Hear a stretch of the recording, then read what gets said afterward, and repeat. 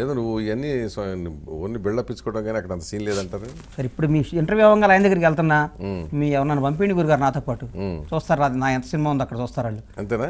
Cinema ఉందా? అబ్బో 70 mm గురుగారు. మరి ఇప్పుడు ఆయన రాజకీయాల్లోకి వెళ్తున్నాడుగా? వెళ్తున్నాడు సార్, వెళ్ళాలి. ఆయన వెళ్ళాలి, రాజకీయాల్లో బ్రహ్మాండమైన స్థాయిలో ఉండాలి మనస్ఫూర్తిగా కోరుకుంటున్నా. మీ అందరి విషెస్ కూడా ఆయనకి కావాలి. అవును, మరి నువ్వు కూడా జరసగా నీ రాజకీయాలు కొంచెం ఉంది కదా గొల. ఏమో సార్ మీలాంటి వెళ్తాం అంటే ఏముంది జరగడానికి, మన చేతులు ఏం చెప్పారు. మేమెందుకు, నువ్వు మీ దైవం పవన్ కళ్యాణ్ ఉన్నాడు, మధ్యలో మేమేంది పూజారిలాగా? దేవుడు ఉన్నా కానీ పూజారులు ప్రసాదం చట్టకోపరం పెట్టకపోతే దేవుడి ప్రసాదం వచ్చినట్టు మాకు ఎట్లా తెలిసింది? అదంతా ఊరికే, అదంతా భ్రమలు. భలేవాడు గురుగారు, దేవుడి గుడికి వెళ్ళి దండం పెట్టుకుంటాము, పూజారి పక్కాడి శతకోపం పెట్టి మాకు పెట్టకపోతే పీకులు ఆడుతుంటుంది, దేవుడి బ్లెస్సింగ్స్ లేవేమని. శతకోపం కాదు కదా, ప్రసాదం పెట్టేది పూజారే, శతకోపం పెట్టి. అట్లాగే మీలాంటి వాళ్ళు కూడా ఉండాలి సార్ మాకు. ఏమైనా నేను ఉన్నానని చెప్తే మాకు ధైర్యం అది. వెళ్తావు మరి? ఆగండి సార్, ఆగలా అది చెప్ప మరి టూ ఎర్లీ కదా సార్. ఏం లేదు సార్, 5 నిమిషాలు వద్దు సార్. నాకు ఆయన వెనకాల ఉంటా, రాజకీయాలకు అనేది టైం చెప్పాలి, ఆయన వెనకాల మాత్రం ఉంటా. కానీ ఎట్లా మీరేమో తెలంగాణ, ఆయనేమో ఆంధ్ర కదా. తెలంగాణలో ఉండకూడదా సార్ ఏంటి పార్టీ? తెలంగాణలో పెట్టే లక్షణాలు లేవుగా, ఆయన తెలంగాణ పెడతానట్లేదుగా. నేనైతే ఆంధ్ర పోటీ చేయను సార్, తెలంగాణ సార్. ఆంధ్ర ఇక రాజకీయాలకైనా తెలంగాణ గురుగారు, ఆంధ్రాలో అదేంటున్నా. అందుకని అనేది చూద్దాం సార్, ఆయన వెనకాల ఉండాలి సార్. ఎక్కడ చెప్పలా, ఆంధ్రాలో ఆయన వెనకాల ఉంటాను, ఆయన వెనకాల ఉంటా సార్. సో తెలంగాణలో తప్ప ఇంకెక్కడ పోటీ చేసేలేదు, ఛాన్స్ వస్తే. ఆంధ్ర పోతే మనం రానిరు కదా సార్, అక్కడ ఎప్పుడు 40 ఏళ్ళ నాడు వెళ్ళిపోయి నీవెందుకు వచ్చారా అంటారు. దానికి ఉంది. ఇప్పుడు పవన్ కళ్యాణ్ కూడా నా 30 ఏళ్ళ నాడు వెళ్ళిపోయినాడే కదా. మీలాంటి వాళ్ళు మంచి మార్గం చూపిస్తే చెప్పలేము మరి అయితే.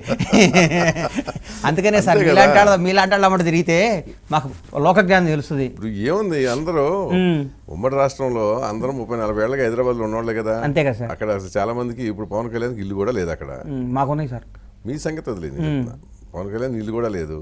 అంత మాత్రాన అతను అక్కడ పార్టీ పెట్టకూడదు, అతను అక్కడ ఆంధ్రావాడు కాదని ఎవరు అనరుగా.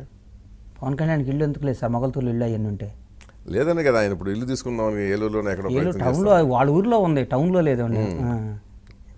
చెప్తున్నది మొగల్తూరులో ఉంది, ఎవరితో తెలియదు కదా, ఎవరి పేరు మీద ఉందో మనకి ఐడియా కదా. అట్లనే ఆయన్ని ఆంధ్రావాడు కాదని అనలేరు కదా. ఈయన పోనీ ఇన్ని సంవత్సరాలు ఇక్కడ ఉన్నా తెలంగాణ కూడా వీళ్ళు అనరు. సరే అవన్నీ మరి మీరు అడిగిన దానికి నా దగ్గర ఆన్సర్ లేదు, కానీ మీరు అందరూ ఏమంటే చేద్దాం సార్. సో ఇప్పుడు దాదాపు ఎన్ని సంవత్సరాలుగా పవన్ కళ్యాణ్ స్టడీ చేశా? సుస్వాగతం అంటే ఎప్పుడు వచ్చింది? ఒక 18 ఏళ్ళు అయింది సార్. 18 ఏళ్ళ మీ ప్రయాణంలో నటుడిగా ఆయన పక్కన పెట్టండి, హీరోగా. నటుడే ఉంది, ఈ స్టార్స్ ఇప్పుడు మనకు ఉంది స్టార్స్. ఒక రాజకీయ నాయకుడు ఉన్నాడు అతనిలో 200% సార్. అందులో మీరు రెండో ఆలోచన పెట్టుకోబాకండి.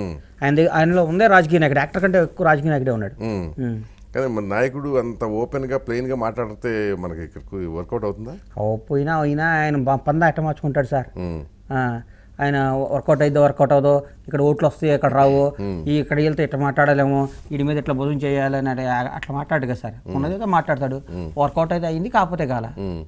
ఇది వర్కౌట్ కోసం రాజకీయం చేయట్లే, ఆయన ప్రజాసేవ కోసం చేద్దాం అనుకుంటున్నాడు. ప్రజాసేవకి చాలా మార్గాలు ఉంటాయి, రాజకీయం అక్కర్లో. ఎందుకుంటాయి సార్?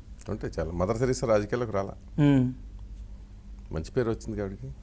ఈయన ప్రజా సమస్యల మీద పోరాడదాం అంటున్నాడుగా, అట్లా పాడతాడు, ప్రజా సమస్యల మీద పోరాడతాడు. అందుకని ప్రజాసేవ చేయాలంటే రాజకీయాలే ఒక మార్గం కాదు, ఇంకా చాలా మార్గాలు ఉంటాయి.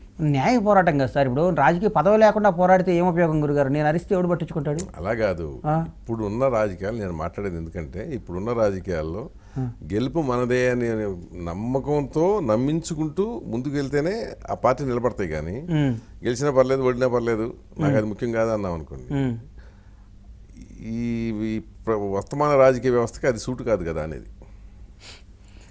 మరి ఇప్పుడు గెలిచే అవకాశం లేదనుకున్నప్పుడు ఎంతమంది ఉంటారు మనతో చెప్పండి? ఇప్పుడు రాజకీయాల్లో అందరూ మామూలు జంపింగ్లే కదా, ఓటర్లే.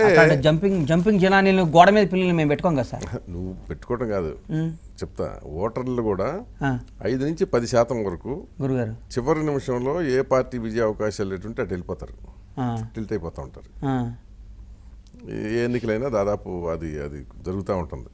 లాస్ట్ మినిట్కి వచ్చినప్పటికి టిల్ట్ అయింది అంటారు చూడండి, ఇటు మొగ్గింది అటు మొగ్గింది అంటారే, అది అట్లా ఉంటుంది. మాకు రాజకీయాల భాష మాకు తెలియదు కదా సార్. ఎందుకు తెలియదులే, నాకు తెలియదు సార్, మీరు చెప్తే టిల్ట్ అయ్యి. అట్లా ఆ గెలుపు ఖాయం అనే ఒక భరోసా కల్పించకపోతే అది రాదు ఎప్పుడు కూడా. ఆయన వచ్చేస్తుంది సార్. ఉమ్. 2018లో చూడండి, 19లో చూడండి, వార్ వన్ సైడ్ అయిపోద్ది. మీరు డౌటే లేదు, నేను చెప్తున్నా కదా మీకు. అంటే మీకు చెప్పేంత పెద్దవాడిని కాదు కానీ చెప్తున్నా, వార్ వన్ సైడ్ అయిపోద్ది అప్పుడు. మరి అప్పుడు చిరంజీవి పవన్ కళ్యాణ్ ఇద్దరు కలిసిన ఎందుకు వన్ సైడ్ కాలా? ఏదో ఒకసారి యాక్సిడెంట్ జరిగింది, 14 కార్ యాక్సిడెంట్ జరిగింది గురుగారు. అప్పుడు ఏదో పొరపాటు ఏదో యాక్సిడెంట్ జరిగి ఉంటుంది 100 కారణాల వల్ల బండి వద్దాకలు అదే అనుభవంతో ఇంకో పర్ఫెక్ట్ గా డ్రైవింగ్ చేస్తున్నారు. మీరు అట్లా బ్లెస్ చేయాలి, మీరు పెద్దవాళ్ళు బ్లెస్సింగ్ కాదు, విష్ చేయాలి మీరు.